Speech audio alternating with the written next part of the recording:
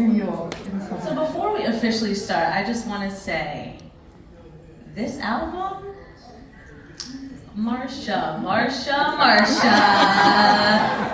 whole foot in the pot. And I obviously don't want to give anything away, okay. But this is a masterpiece. Wow. This is incredible. Thank you. Incredible body of work. You should be so proud of yourself. Oh my goodness. For me, because I was in it and I created this thing, you know, you wish you could be a fly on the wall for some of your favorite artists, favorite albums, like, oh, what would it be like if you were in the studio with Quincy Jones and Michael Jackson when Thriller happened? Like, did they know?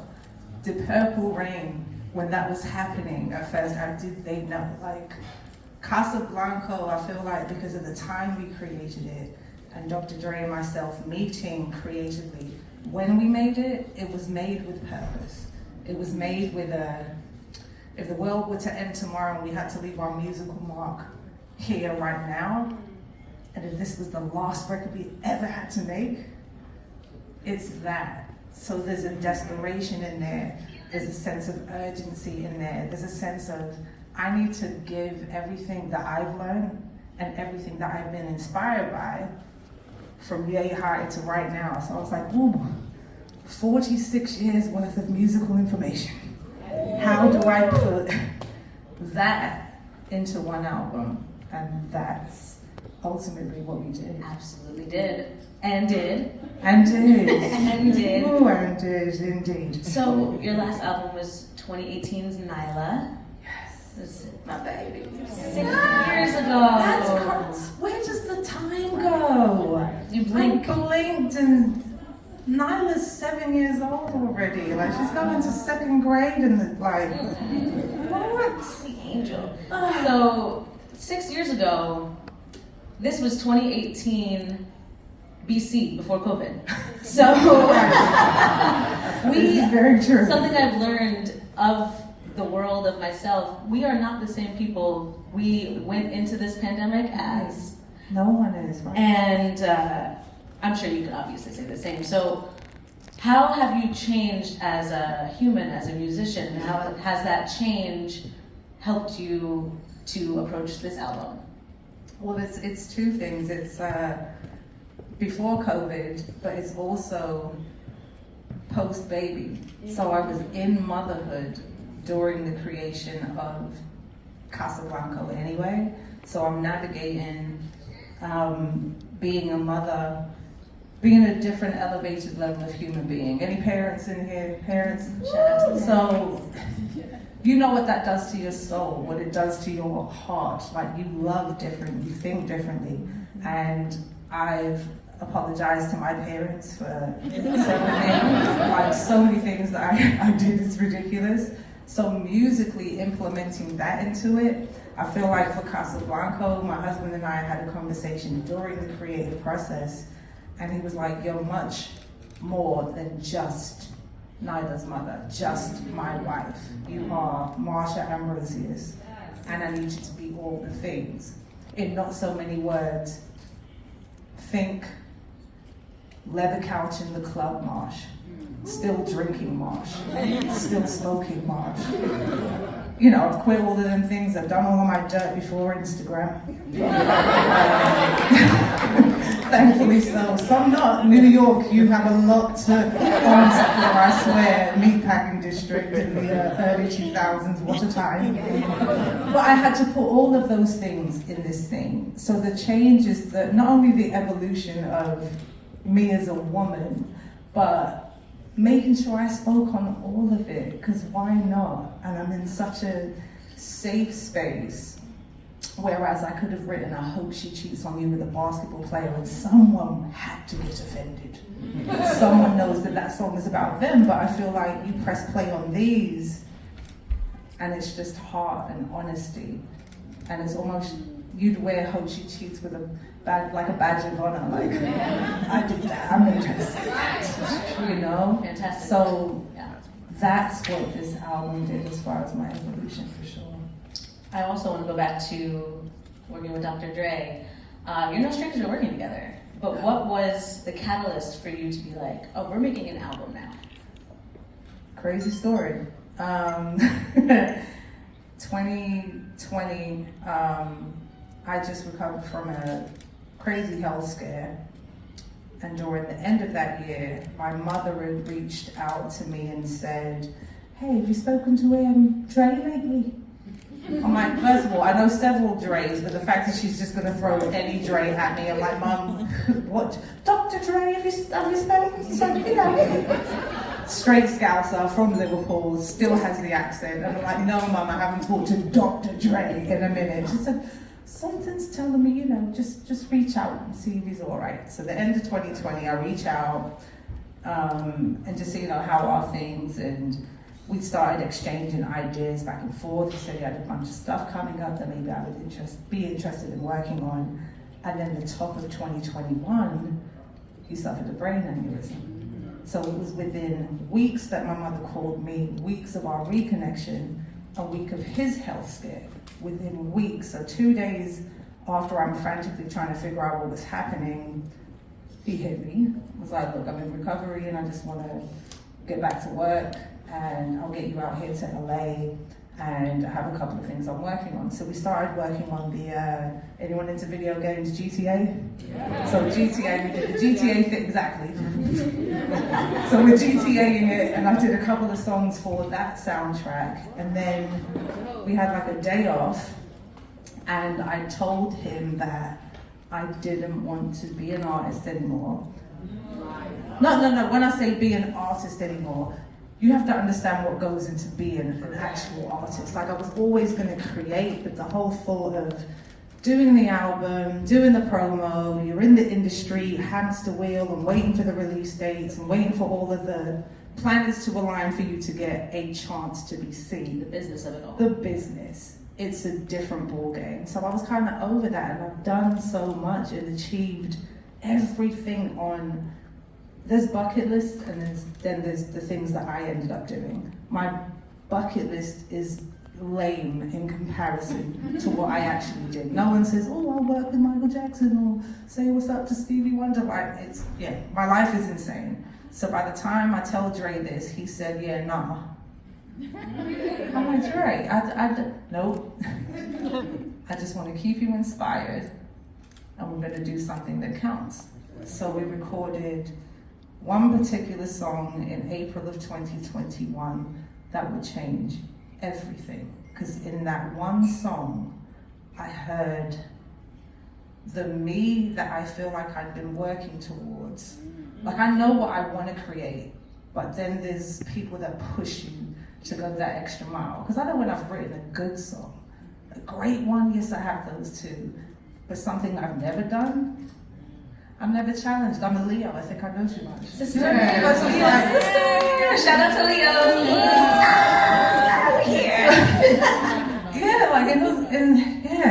I just felt like I'd had it figured out until Dr. Dre is pushing me to my limits and beyond, and making me explore sides of myself, both musically, even my ear for instrumentation just changed because my limits were no boundaries. It was 27-piece orchestra, cool. You need a horn section, I'll get the horns right now.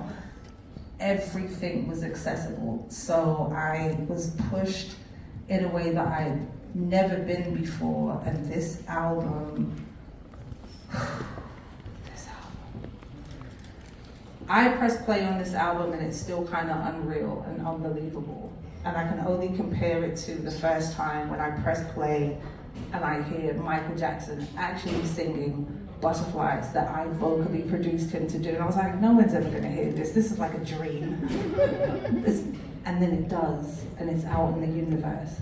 And then I play Casablanca and I can hear me. I can hear every single instrument. I can hear things that Dre said, no, try this, well, let's take that away and put that there. And this giant melting pot of creativity with no boundaries, none. What does that look like? What does it sound like if you could put the Frankenstein of music together that's the only way I can describe it. Let's take Mike, Prince, Stevie, Tina Marie, Patti LaBelle, Funkadelic, George Benson, Billie Holiday, Nina Simone, do all the things, and an orchestra, and that's just putting miles away. You wait until you read these credits. It literally took over a year to clear it. I thought this is something that we were going to listen to in the house. Like, you're not allowed to play this out loud because it's not allowed, right? So by the time we do clear it, and it is something we can release, and it is something that you get to hear for yourself, I don't even know what's going to happen to you. I just know that for me, I was underdressed when I was recording it. I was very, sweatpants, J's, and then by the time the music is recorded, I was like, where are my diamonds and my boys? I needed a moment. And it's wild. And something I loved about the album when I was listening to it, and I'm a tough nut to crack. Of course I'm a music journalist, I'm a music critic, so I'm going to point out when things aren't great. There were no notes. There were no notes when I was listening to this. Don't gas me up. You can say, no, for real. And what I loved so much about the album is that, when you sometimes hear great production, but the singing's not there, or you hear great singing and you're like, they could have had better production.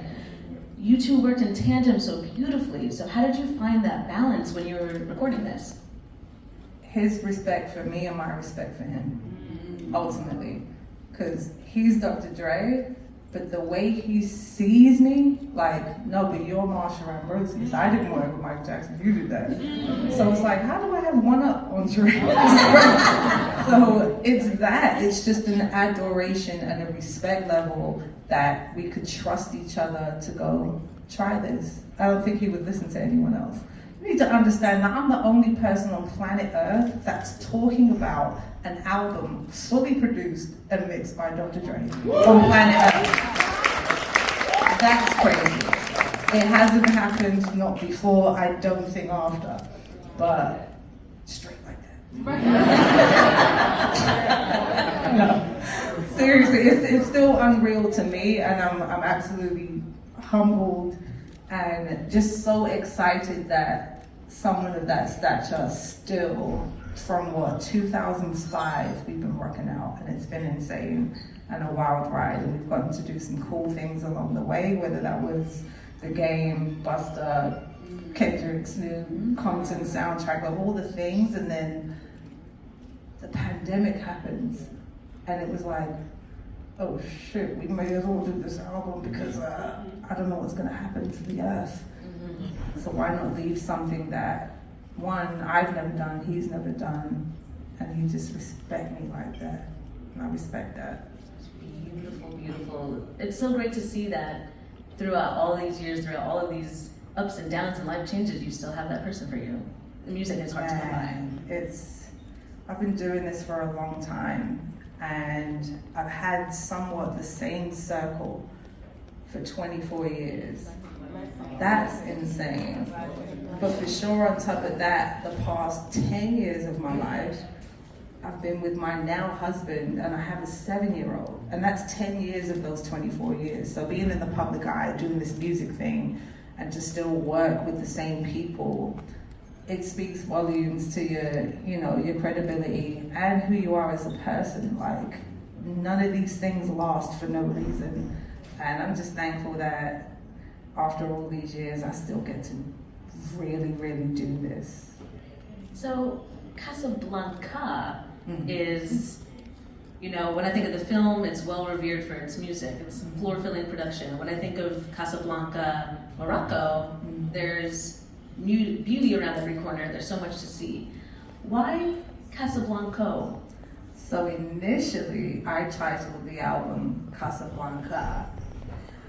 Initially, Dr. Dre's suggestions for this album were, I sing love, or let me sing, or let her have a moment, something like that, something along those lines. And I suggested Casablanca because it feels like not only a destination and place, but that old vintage Hollywood, the whole feel, it was giving me that.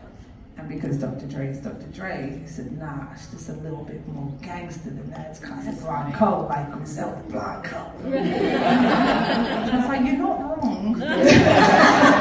And we literally recorded the first song April of 2021, and we titled the album within 7 days. And we were calling it The Album. I didn't know that that's what we were actually doing. I just thought we were doing something to keep each other inspired until that very first song. And like, I go back to the, if you were a fly on the wall and it was, did you know? Oh, I knew something was happening. Whatever that was, I couldn't even escape it, get away from it. I just said, you know what, let's just go with this. Do it. Love it. Now that you told me it, I'm like, that's the coolest shit I ever heard.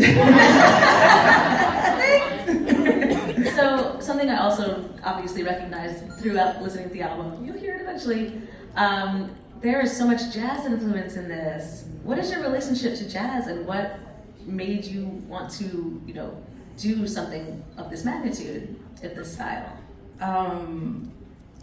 For many, it's gospel. For me, it was jazz before that.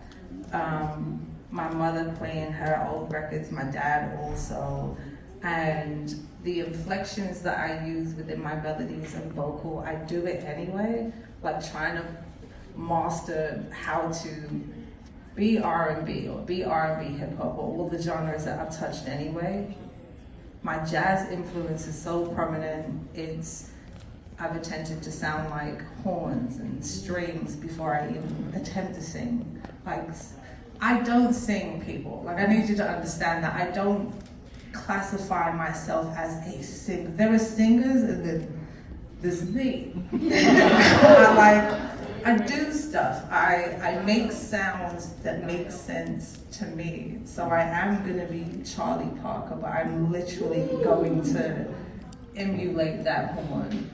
Like, that's me to the core. So for it to be these years that have passed by where I'm only now just really executing that in a way, I didn't have a Dre with a 27-piece orchestra to even like take it there. And as closest I've ever been is I did a tribute to Nina Simone here in New York at Carnegie Hall. And it was an out-of-body experience. And I think I shied away from it because it garnered a different attention that I wasn't ready for yet. Even with the adoration, even with the standing ovation, it was, oh no, but that makes me have to really go there. And I wasn't ready for that. And people at that time were pulling me in different directions and wanted me to do different things. And I felt like I was obligated because so many people like, if they stand next to me, if I'm not there anymore, their opportunities are taken away. And there's nothing I can do about that part except for juggle what I feel like I'm gonna get out of it. You know what I mean? So jazz was my escape. It's beautifully done. But in that same vein, this album is chock full of references, samples, R&B, soul, hip hop. Like, I don't want to give anything away, but she is, I couldn't think it up. All right, well, you can literally list it A to B, the things that we did, and then you will hear it. You're gonna it's hear not gonna make any sense. It's not. You're like, how do you Wu-Tang, Duke Ellington, then Michael Jackson? They don't go together, but they do now. Listen, because that's one song. And that was, I was writing down, I was listening to the album, writing down my notes so I can get prepared for this. It was approximately 12:23 p.m. on June 13th, 2024, where I had full body chills listening to that album. Not the exact date and time, I love it. Because I had to write it down, I hope that the whole album will give me full body chills. You are blacking right now. I'm not doing it. I didn't say it. I'm just here for the snacks. Do it. And something that you say in one of the songs is you say, man, I listen to everything. Where do you find the magic in old samples and interpolations? And there's a way to I've been such a fan of so many producers and how they borrow music and sonically take it and elevate it to other place. Like there's certain things that Dr. Dre has done with music where I'm not saying he owns Funkadelic, but you'll hear a riff or a run and you're like, oh, that's that Dre shit. Even though it is Funkadelic, or you claim it because of what you've done to it. There are masters at that. Old Kanye is absolutely masterful. I was very clear. I said what I said. No, it's masters of doing that. It's DJ Premier, it's Pete Rock, it's Just Blaze. There are so many that have done it and taken what you think this is, it's mine now. But that also takes the correct artist to do that with, which is why I come back to old Kanye. He not only did it for other people, but he made his own. I mean, between like Shaka Khan, it's Shaka Khan, like Through the Fire is now Through the Wire too. It's fire and a wire. And that's because you're a master at how you took that, you know. So with this, myself and Dre, even with songs that you've heard from the project already, I remember hearing the string symphony in the beginning and the hook was about to come in and I was like, wait, what is so we're all singing it, we're like, what is that?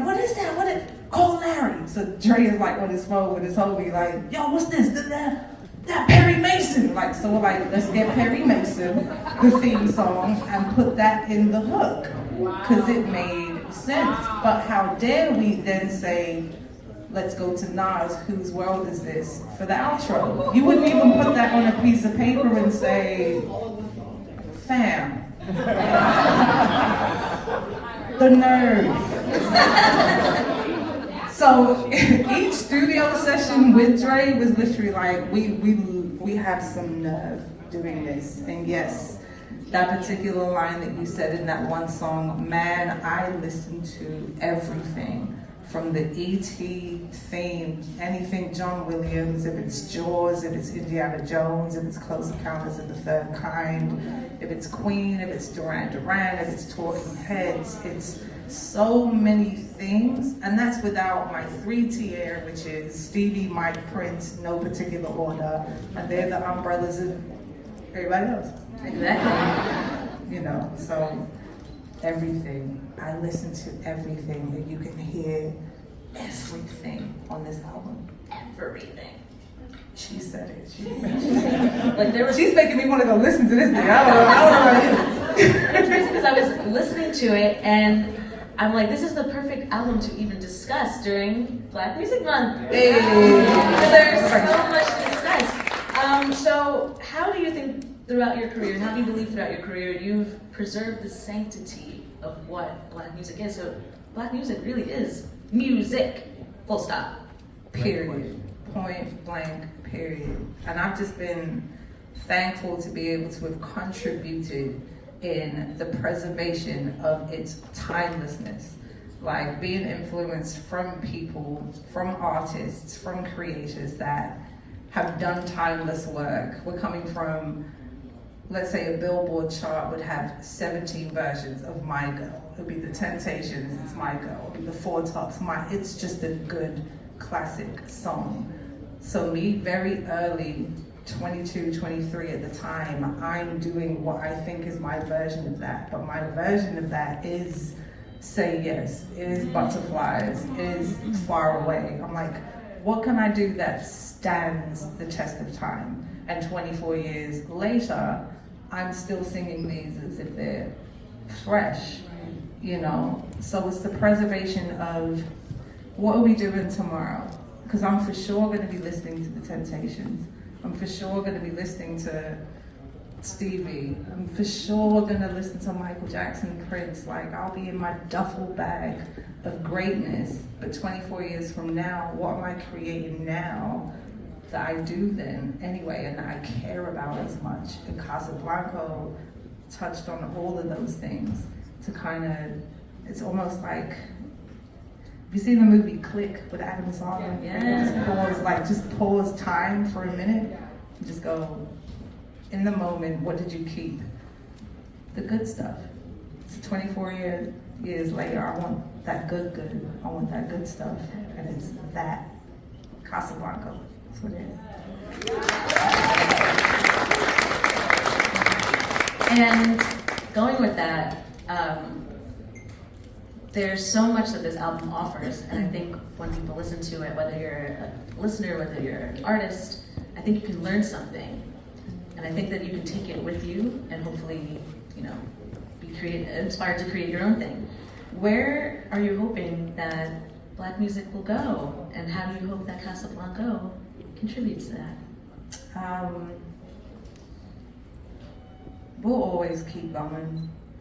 It's Black. That's what we do. We just keep going through all conditions. Storms to sunny days. We're gonna find a way, and our music reflects that. I feel like our current generation, post-COVID,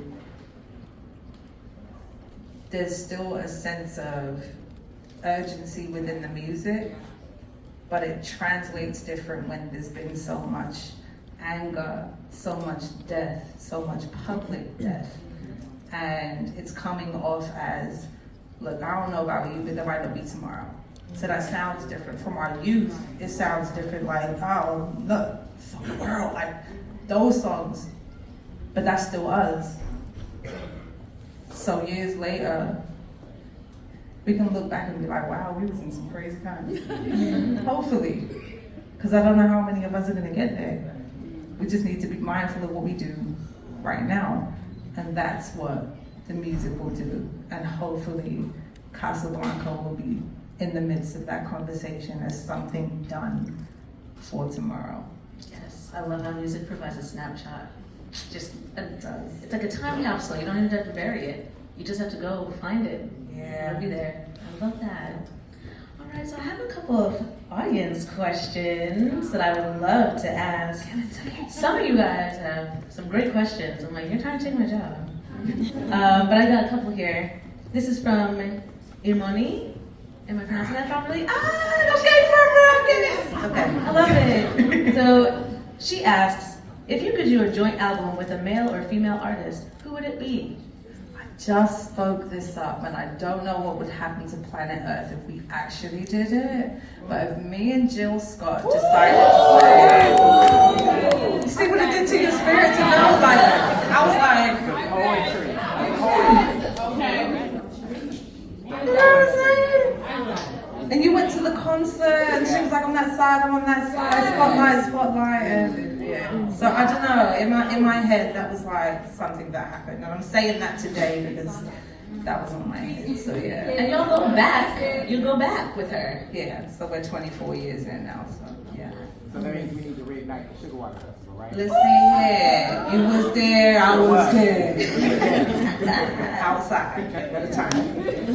I also have a question from Ivory. Hi, darling. If you could recreate one of your albums, aka masterpieces, like this album is, as an unplugged or live band recording only, which would it be? Late night seven. Yeah. I was going to say Friends and Lovers because I feel like there's so many gems on that album that didn't get that time of day that it deserved.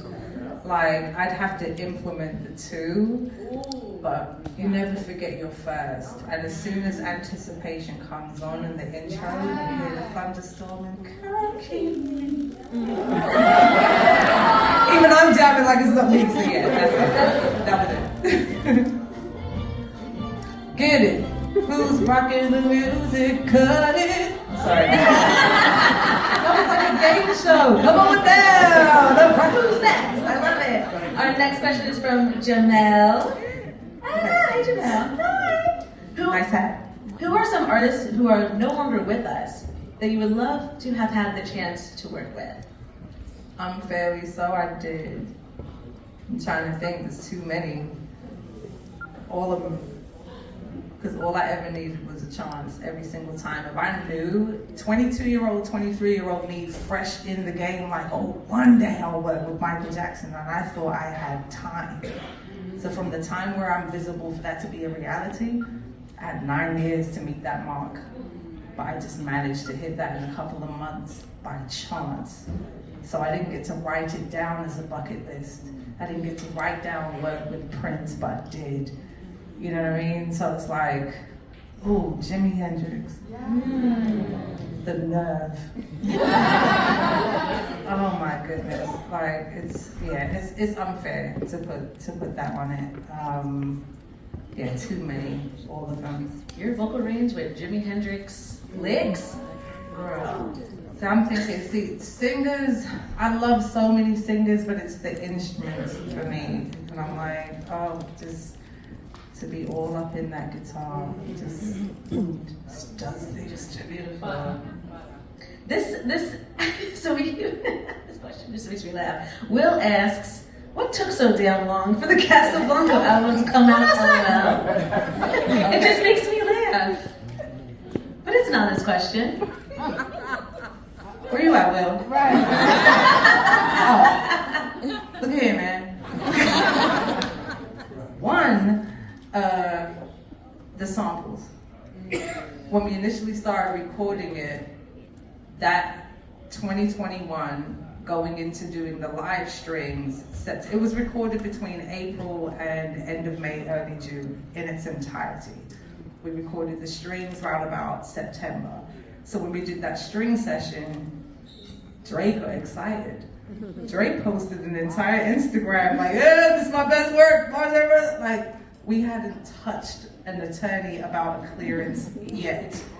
But he was absolutely ahead of the game with, I'm just gonna throw this out there that this is something that we're doing. So all of 2022, attorneys, clearances. We didn't get to clear 3 of the things that we wanted to do. So we scrapped the song, added another one. One of the samples within the song couldn't be used, so I went back in the studio and re-recorded a verse for something, just so we didn't have to go through those loops. By the time that year is done, we do a listening event for it in LA around about Grammy Week 2023. And then life happens. So it just wasn't time. You know, but it's like God's time. You just have to really entrust what that is. There also is Dr. Dre and releasing music that he never releases, ever, for no one. It doesn't matter who you are, it's just never gonna happen. So when it does, and when the time arose for it to actually happen, I had to trust that that was the timing. But it took some time to personally heal, overcome some things within those years. That thankfully I get to be up here and it's all love and happiness and joy and health and all the things. And yeah, that's what took so long. You're on the other side of it now. We're ready. We're thankful. Love it. We have time for maybe 1 or 2 more. Micaiah just says, I just wanted to say I love you and thank you so much for being here. Micaiah, thank you. Oh my gosh, you did. See, you know what? This is love. I know, but that's what this is about. Like me being able to come back to New York and genuinely see familiar faces and be like, you were there at Sugar Water Fest. There's so many people that have been here for the 24-year ride. You knew me as drunk Marsha at Lotus, okay? Like it's 2 different people. Like, the growth and the journey and the music made because of the experience comes from this personal interaction. What we didn't have back then, thankfully, like I said, were the social media outlets to snitch on you and all of your craziness. But we do have it now because you can at me and say I still have footage on my Sprint or Motorola or Blackberry. It's grainy, but that's for sure a tattoo. And we can share in those moments. That's the beauty of this entire ride, for sure. Last question, because we have been talking about obviously the production, your incredible voice, but you are lethal with the pen, and you always have been. What has this writing process been like this go around? Like I said, Dre pushed it to a whole other. If I thought I'd said something before, there's 1,005,000,000,000,000 gajillion times infinity ways to write a love song, a hate song, a lust song, all the variables. So it's like, what was I gonna say this time within an album without leaving anything out, without leaving anyone behind on one album? And all of these stories, the music spoke to me in such a way, I could see them. Like, you know, I keep bringing up like Stevie Wonder can see.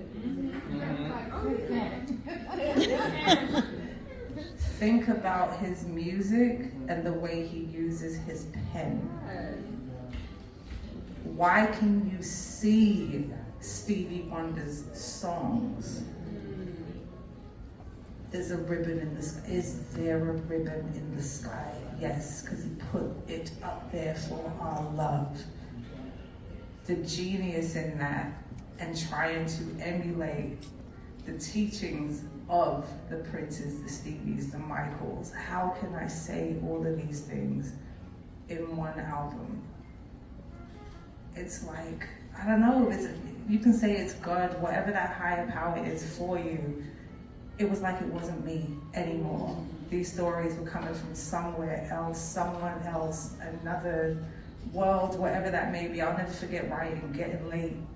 And when I did Getting Late, it was like, I was 22 at the time, but in my spirit, I was 44, divorced 2 times. The third baby daddy was still in love with me, kept coming back, but I was afraid. Don't be, but I was afraid. So I'm having this conversation with this other woman that I'd never had any of those experiences. I've barely been in a serious relationship at that point. But that's the evolution of the pen, allowing it to speak for you sometimes. And your honest truth is when you don't hold back. Like, I don't even want to say that. I don't even feel like that. Well, it's not you, it's not yours. Say it. And I'm like fighting it, but it was said. On Casablanca, I don't think I held back at all. Woo-hoo. Give it up for Marsha and Ambrosius. Cannot wait for y'all to hear this album. I know everyone's saying, just listen. The album comes out. Man, what's this? We got 2 Fridays to go. 2 Fridays to go. Just think about it, like 14 more sleeps. Crazy, like, oh. You know what I'm doing.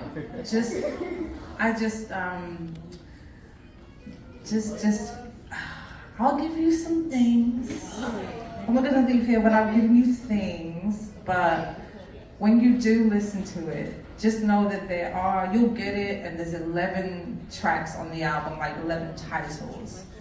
If you press play on one of those, you'll miss it if you just think you're gonna listen to one song. There are 17.6 songs per song. That's the only way I can put this. So if you miss it, you're not gonna know where you are on this album. Let it ride. If you have to get a bunch of friends, say, okay, who's the designated driver? Roll out somewhere, you pull up, you sit. Whatever that moment is for you, just, exactly, set the mood. And then there are gonna be, like I said, certain times in the studio I felt underdressed. Like, I didn't have enough diamonds on. Listen, there's a whole private jet in the song. And I was like, Dre, you just upped the budget by putting the jet in now there's a jet in the song. Like, what am I gonna do live? Just